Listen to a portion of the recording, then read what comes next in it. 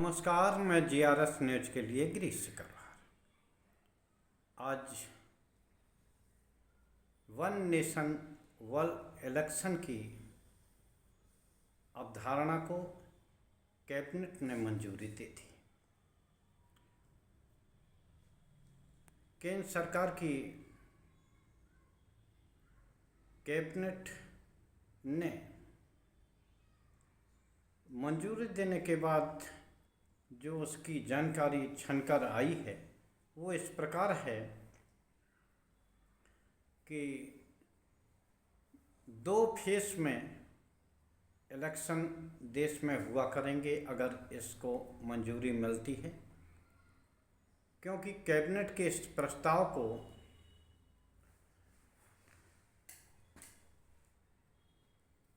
अब शीतकालीन सत्र में चर्चा के लिए रखा जाएगा और यहाँ से मंजूरी के बाद ही ये कानून बनेगा। निश्चित तौर पर अगर वैसे दृष्टि से देखा जाए तो एक देश एक कानून की अवधारणा आर्थिक दृष्टि से बहुत अच्छी प्रतीत होती है, लेकिन क्या सरकार की वास्तव में ये मंशा है या उन्होंने सिर्फ मौजूदा चुनाव के मद्देनज़र जो कांग्रेस का हरियाणा में आज गारंटी पत्र घोषित होना था उसकी मेन लीड को चुराने के लिए ही भारतीय जनता पार्टी ने इस बात को आगे किया है, क्योंकि आज कांग्रेस ने हरियाणा में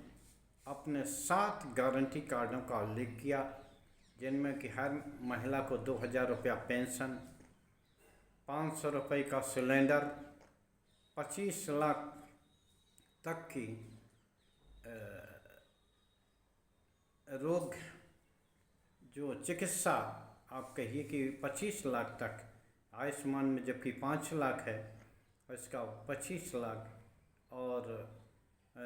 2 लाख युवाओं को पक्की नौकरी और तमाम तरह के जन आकांक्षी कार्य जो 7 गारंटियों में शामिल हैं, कांग्रेस ने इस बात की घोषणा की और ये पहले से ही जानकारी थी कि आज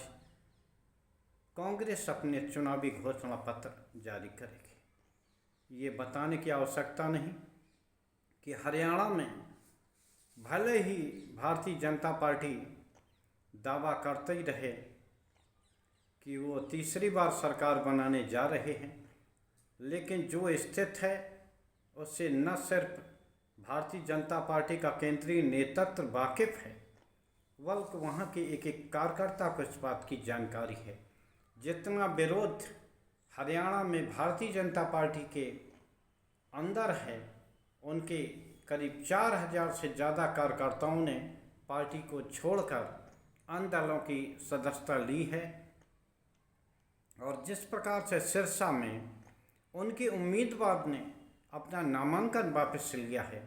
भले ही भारतीय जनता पार्टी के लोग ये कहें कि एक योजना के तहत इन्होंने ये कदम उठाया है, लेकिन जो नरेटिव सेट हुआ है वो ये है कि हरियाणा में वास्तव में भारतीय जनता पार्टी की हालत पत गई है। पहले से ही जानकारी थी, जिस बात का उल्लेख था अग्निवीर को लेकर, बेरोजगारी को लेकर, तो उन्हें पता था कि कांग्रेस का जो घोषणा पत्र आने वाला है वो किस तरह का होगा। 300 यूनिट बिजली भी फ्री देने की बात इस घोषणा कांग्रेस के घोषणा पत्र में की गई, लिहाजा इस घोषणा पत्र ही मेन अखबारों की सुर्खियों में रहता, इसलिए भारतीय जनता पार्टी ने एक दांव चला और जिसको लेकर कई बार घोषणा देश के प्रधानमंत्री तक वन नेशन वन इलेक्शन को लेकर करते रहे, आज उन्होंने अपनी कैबिनेट में इसको पास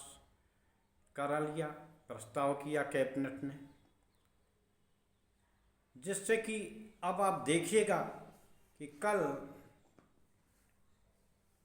पहले पेज की पहली खबर यही होगी कि देश वन नेशन वन इलेक्शन की ओर बढ़ा। इसी संबंध में अग्रलेख भी लिखे जाएंगे। हालांकि कांग्रेस के इस घोषणा पत्र की चर्चा होगी, लेकिन हो सकता है कि वो नीचे लगी या अंदर के पेजों में कहीं समेट दिया जाए। निश्चित तौर पर जैसा कि मैंने कहा 62-67 तक इस तरह के लोकसभा और विधानसभा के चुनाव एक साथ होते रहे। बाद में धीरे धीरे करके ये प्रक्रिया टूटने लगी और अब अधिकांश चुनाव अलग अलग होते हैं। निश्चित तौर पर आचार संहिता लगने के कारण विकास कार्य प्रभावित होते हैं और चुनाव में ही व्यस्त रहने के कारण सरकारी मशीनरी की परेशानी होती है, आर्थिक चोट भी देश को पहुंचती है। लेकिन सरकार की असली मंशा क्या है, इस बात पे हमें विचार करने की आवश्यकता है। जो एक मसौदा है कच्चा, वो ये बताता है कि 2 फेस में वन नेशन वन इलेक्शन की ओर बढ़ा जाएगा। पहले फेस में लोकसभा और विधानसभा के चुनाव एक चरण में होंगे और उसके 100 दिन बाद जितने भी स्थानीय निकाय के चुनाव हैं वो एक साथ करा लिए जाएंगे। निश्चित तौर पर ये देखने में ऐसा लगता है कि बहुत ही फ़ायदेमंद है, लेकिन जिस तरह की 10 साल के मोदी कार्यकाल को हम लोगों ने देखा है वो ये है कि जहाँ जहाँ डबल इंजन की सरकार रही और सरकार को पूर्ण बहुमत आया, वहाँ उन्होंने आम जनता के परेशानियों की ओर कोई ध्यान नहीं दिया। वो अपनी मनमानी करते रहे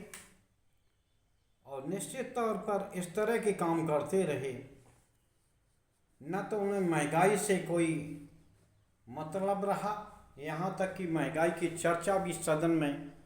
कभी कराने की आवश्यकता नहीं हुई। जब जब बढ़ती खाद्य महंगाई पर चर्चा करने के लिए विपक्ष ने जोर दिया, सत्ताधारी दल की ओर से ये बताया जाता रहा कि देख लीजिए कितनी कारों की बुकिंग हुई है और कितनी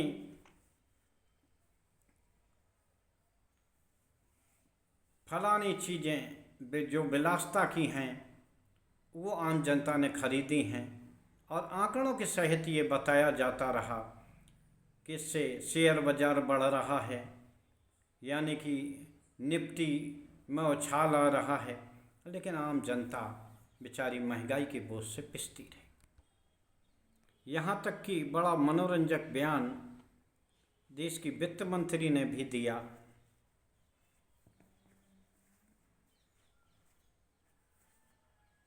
प्याज के महंगाई पर उन्होंने कहा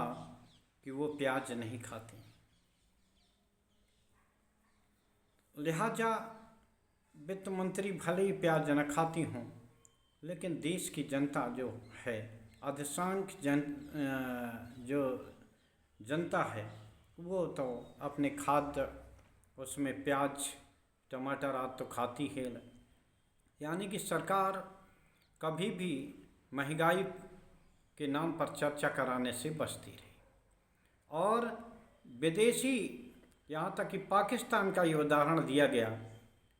कि वहाँ देखिए क्या भाव टमाटर बिक रहा, वहाँ देखो आटा क्या भाव बिक रहा है, जबकि चर्चा होनी चाहिए अपने देश की।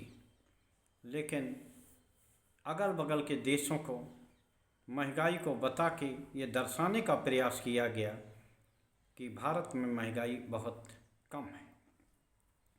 निश्चित तौर पर अगर चुनाव एक साथ होते हैं तो इससे न सिर्फ तमाम तरह के खर्चे बच जाते हैं, बल्कि विकास कार्यों को भी पंख लगता है। लेकिन सरकार की मंशा ये नहीं है। सरकार चाहती है कि एक बार में ही पूरे ऊपर से लेकर नीचे तक एक ही दल का कब्जा हो जाए और फिर वो अपने मन से पूरे देश को एक लाठी से हाँक सके। आपको ध्यान हो, अगर विभिन्न राज्यों में चुनाव न हो तो आप ध्यान करिए कि फिर राजस्थान में 400 रुपये सिलेंडर की घोषणा करने को भारतीय जनता पार्टी क्यों मजबूर हुई। छत्तीसगढ़ में धान 3100 रुपये कुंटल खरीदने के लिए मजबूर क्यों हुई? क्योंकि उनको राजस्थान और हरियाणा में चुनाव, राजस्थान और छत्तीसगढ़ में माफ़ करिए चुनाव जीतना था, इसलिए उन्होंने अलग अलग घोषणाएं की। जब एक देश एक चुनाव होगा तो क्या भारतीय जनता पार्टी को ये छूट मिलने वाली है कि वो अलग अलग प्रांतों के अनुसार अपनी चुनावी रणनीति तय करें? फिर तो वो एक बार में भी जिस तरह से उन्हें करना होगा चुनाव आयोग के जरिए या जिस तरह से सरकारी एजेंसियों के जरिए एक बार ही ताकत लगानी होगी। और इस बात से कोई इनकार नहीं करेगा कि आज सबसे बड़ी पार्टी अगर भारतीय जनता पार्टी है तो सबसे ज़्यादा पैसे में रईस भी भारतीय जनता पार्टी है। लिहाजा इस बात का भी ख्याल रखना होगा कि कहीं ऐसा ना हो कि चुनाव प्रक्रिया इतनी महंगी हो जाए कि क्षेत्रीय दल या निर्दलीय लोग चुनाव लड़ने से ही तौबा न कर जाएं। यहाँ तक कि जहाँ तक जिस तरह की मंशा सरकार की रही है, डबल इंजन उन्होंने इसीलिए कहा, और नगर निकाय के जब चुनाव थे तब उन्होंने 3 इंजन की बात की कि नगर निकायों में भी हमको बहुमत दीजिए, सरकार राज्य में भी हमको बहुमत दीजिए और केंद्र में भी हमको बहुमत दीजिए। निश्चित तौर पर लेकिन जिस तरह से हर इकाई पर भारतीय जनता पार्टी अपना कब्जा जमाना चाहती है, उसके लिए चाहे चंडीगढ़ जैसा रोल अपनाना पड़े या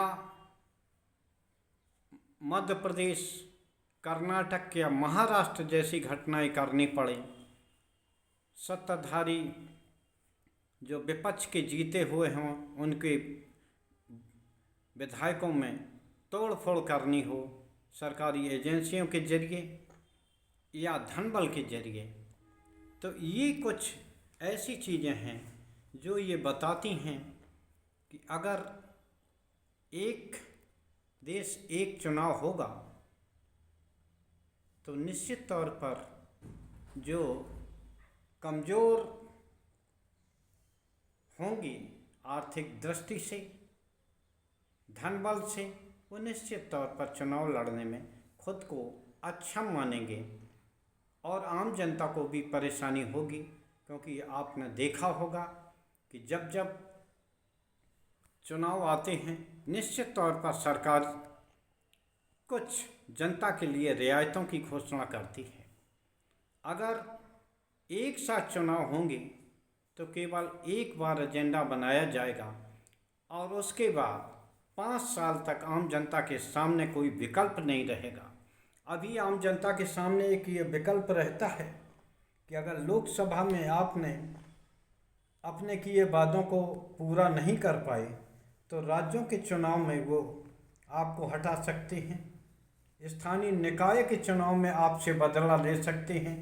नगर निकायों के चुनाव में आपसे बदला ले सकते हैं। लेकिन अगर एक बार आपने जुमला उछाल कर पूरे देश के सभी निकायों पर अगर कब्जा कर लिया तो निश्चित तौर पर देश की जनता के सामने विकल्प नहीं रहेगा, ऐसा मेरा मानना है। खैर, जो एक देश एक चुनाव की बात जो पार्टी करती थी उसमें इतना मुद्दा नहीं दिखा कि वो 4 राज्यों में एक साथ चुनाव करा ले। महाराष्ट्र में चुनाव इसलिए नहीं कराया गया क्योंकि वहाँ लाडली बहना की योजना के फॉर्म नहीं भरे गए थे बहनों को, जिन्हें कि फ्री बीज कह के भारतीय जनता पार्टी आलोचना करती रही, वो फ्री बीज वहाँ तक पहुँचाने में असमर्थ रही थी। तो निश्चित तौर पर सरकार की मंशा क्या है ये देखना होगा। और सबसे बड़ी बात कि अभी इसको सदन में आना है, संसद में आना है, क्या क्षेत्रीय दल इसे लेकर स्वीकार करेंगे, ये देखने वाली बात होगी। क्योंकि प्रस्ताव तो वो कई बार से वो घोषणा कर रहे हैं और कई ऐसे प्रस्ताव होते हैं जो कैबिनेट में पास होते हैं लेकिन वो ज़मीन पर कभी नहीं उतरते। तो हम सभी लोगों का इंतज़ार रहेगा कि वो किस रूप में सदन के समक्ष इस बिल को पेश करते हैं। आज के ब्लॉग में बस इतना ही। जय हिंद, जय भारत।